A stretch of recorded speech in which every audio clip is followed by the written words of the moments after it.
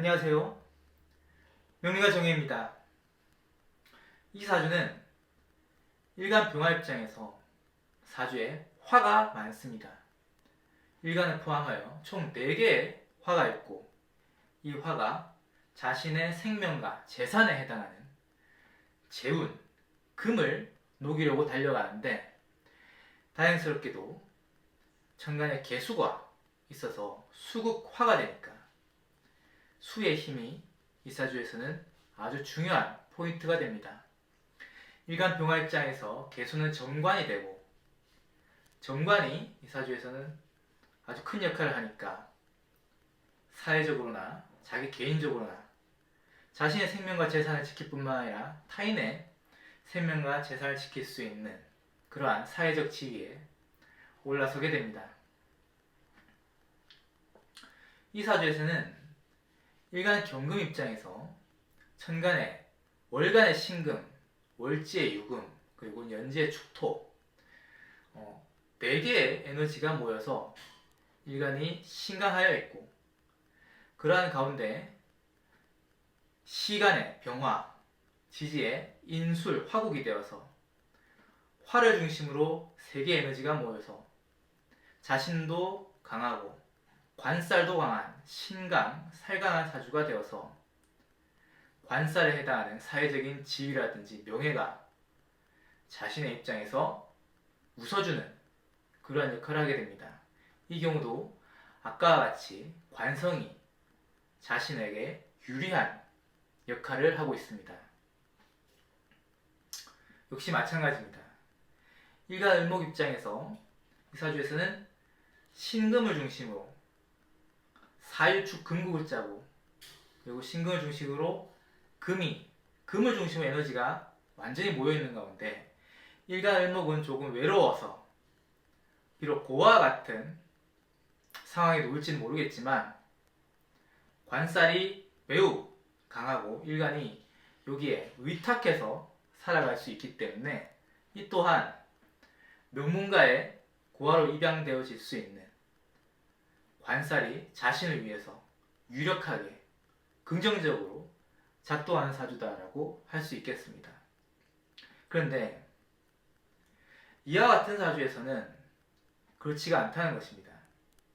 이 사주에서는 임수가 연월간에 2개가 있고 사주에 신자진 수국을 짜면서 사주 8글자 가운데 5글자가 수를 중심으로 관사를 중심으로 모여서 일간병화를 수국화를 심하게 하는 것입니다. 이것은 일간병화 자체를 병들게 하고 수라는 에너지가 고통을 줄 뿐만 아니라 일간병화의 재운이 되는 연지의 신금을 사주에 많은 수가 금생수로서 뺏어가고 좀 쪽쪽 빨아먹는다고 할까요? 생명과 재산을 관성이 지켜주는 역할이 아니라 오히려 관성이 겁탈해가는 그러한 역할을 하고 있기 때문에, 관성이라는 것은 큰 조직, 국가라든지 기업체를 의미하는데, 나라나 국가에서나 직장에서나 수탈을 당하는, 쪽쪽 빨아먹히는 그러한 현상이 나타나게 됩니다. 이 사주는 시주에는 무술이라는 기둥이 토극수를 하여 반항하고 저항하고 어떻게든 수를 극복해보려고 하는데요. 이렇게 자신을 괴롭히는 관살이 자신을 수탈하고 상처를 주고 고통을 주는 이러한 역할을 할 때는 관살에 대응하기 위해서 식신상간이 도움이 될 때 이것을 제살의 구조다라고 합니다. 관살을 제압한다라는 의미이고, 싸워서 이겨서 관살을 굴복시키고 내가 승리한다라는 의미가 있죠. 이러한 구조에서는 관살이 자신을 위해서 움직이지 않기 때문에, 예를 들어 경찰서를 찾아간다고 하더라도, 내가 아무리 억울한 일이 있다 하더라도 경찰에서 일을 나를 위해서 잘 안 해줍니다.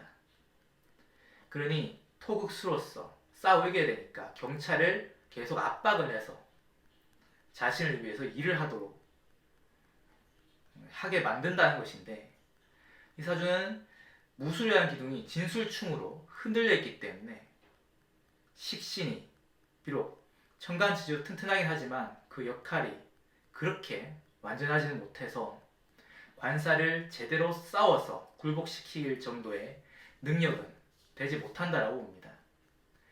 신자진 수국이 짜져 있고 진술충이 있는데 탐합망충으로도 볼 수 있겠지만, 이 사주는 수의 세력이 너무 강하기 때문에 오히려 이 술이라는 글자를 파괴시키는, 탐합망충보다도 세력 자체가 강해서 탐합망충이 오히려 무효화될 정도로 이 사주의 수의 세력이 너무 강렬합니다.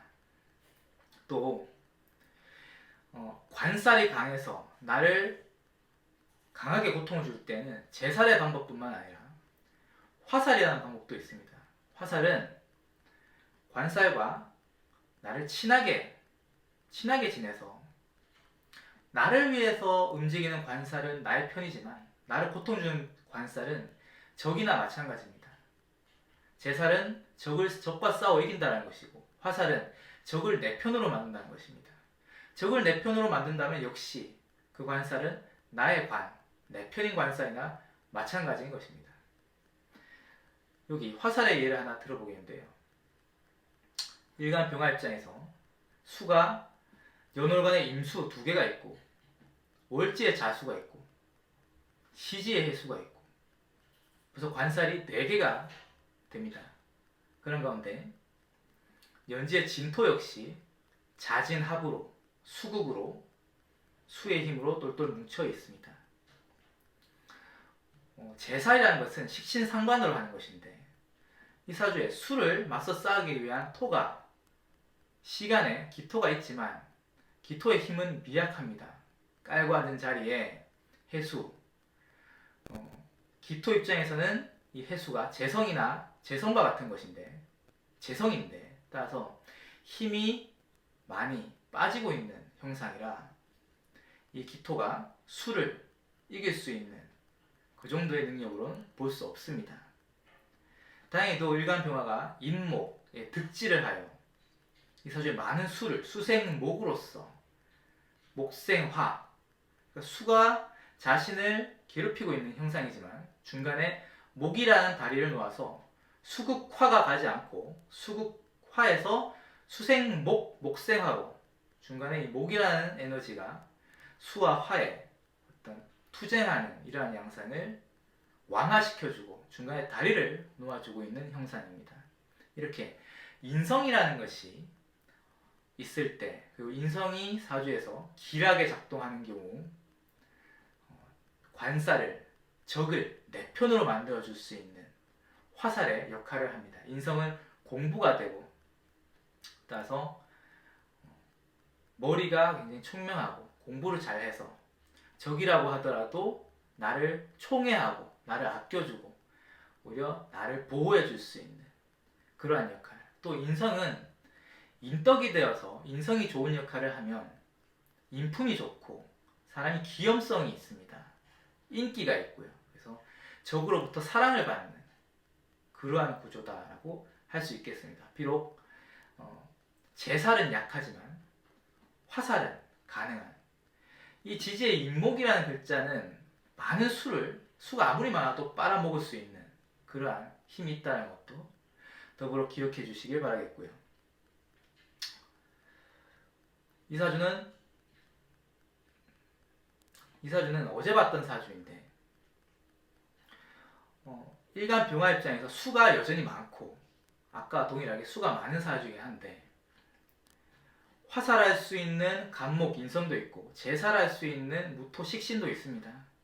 하지만 이 간목이라는 것은 팔자에 수가 많고 깔고 앉은 글자 자체도 수이기 때문에 이 사주가 간목 인성을 공부를 하려고 해도 머리가 잘 돌아가지 않습니다. 머리가 마치 나무가 얼은 것처럼 머리가 좀 얼어붙어 있는 이런 현상이고, 식신상간으로 제압을 할 때 불리한 관살을 제압할 때는 식신상관이란 입이 되어서 표현력이 좋고 말빨이 좋다라고 하는데, 이 사주의 무토 역시 사주에 수가 많고 깔고 앉은 자리에 또 금이 있어가지고 이 무토가 힘을 상실하고 있기 때문에 적을 제압할 수 있는 말빨이라든지 또 무토 식신상가는 능력이 되는데 능력도 부족하다라는 것입니다.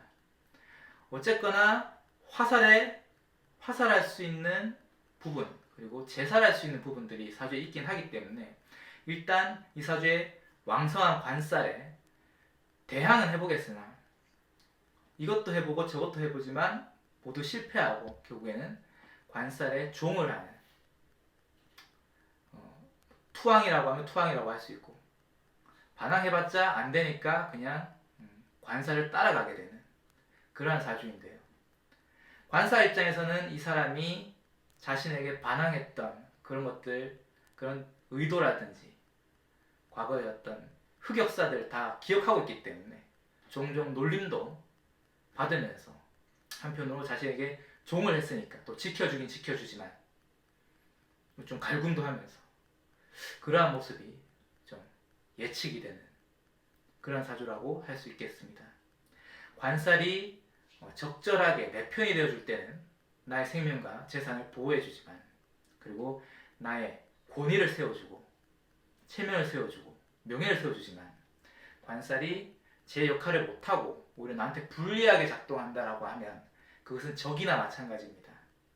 이 적과 맞서 싸우는 방법은 제살과 식신상간의 제살과 정인편인의 화살이 있는데 또 합살이라는 것도 하나 있는데 이것은 나중에 말씀드리겠고요.